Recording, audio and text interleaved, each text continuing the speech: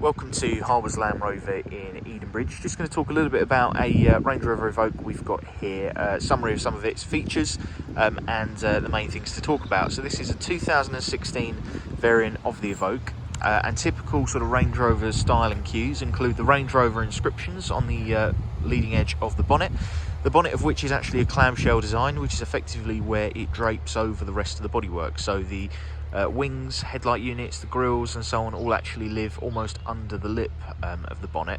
That classically has been done for off-road purposes, gives the car a little bit more flexibility to avoid the bonnet bending in extreme off-road scenarios. Obviously the cars don't do so much of that nowadays, while they're completely capable of doing it. Obviously customers don't tend to use it for that, but it is a nod back to the heritage of the brand. And starting sort of lower down the bumper, you've got the larger air intakes familiar to the Evoque, gives it that kind of sporty stance on the road. The headlights themselves have a signature LED running light, and the headlight units are xenon as well as standard. Styling cues, you've got some grey trim inserts at the bottom of the front bumper. That is a trend around the vehicle. So as we move, you'll see a continuation of some of those texturized grey inserts at the bottom of the side skirts and around the wheel arches. Obviously this particular vehicle has got the 18-inch gloss silver alloy wheel design as standard. And again, typical to Range Rover, we've got this floating roof design, so it kind of rakes back quite sharply at the rear, which gives all Range Rover models quite a recognisable rear end, but it certainly has become a key defining feature of the Evoque.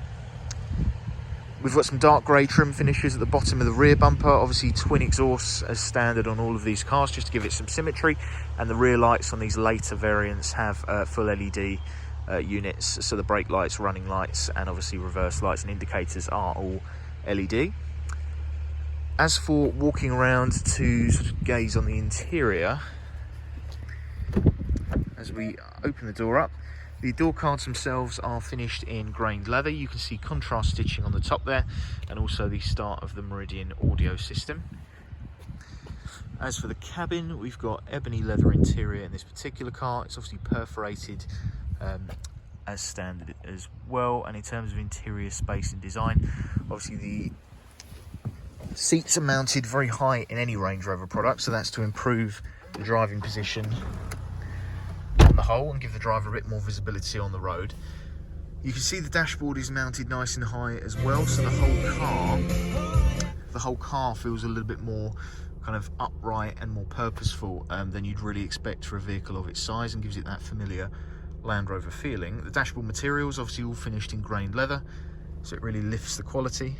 And as for the controls in here, the wheel is responsible for things like the media functionality, cruise control, telephone and so on can all be accessed through here. Things like lights and wipers are automatic, they're located behind the wheel.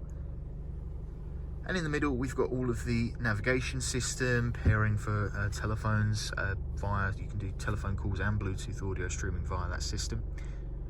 Dual zone air conditioning, heated seats, that's standard as well. This car's got the 6-speed manual transmission, and we have the terrain response system as well to cycle through the car's standard driving mode, snow, ice, gravel, effectively loose ground, and we also have sand and mud ruts for the more extreme use if necessary. But overall, really scanning through the interior, there's plenty of space, visibility pretty good in these cars, and the wing mirrors are nice and big as well to make it easier to see when driving as also. If there are any questions, please do let us know. All our contact details can be found on the website.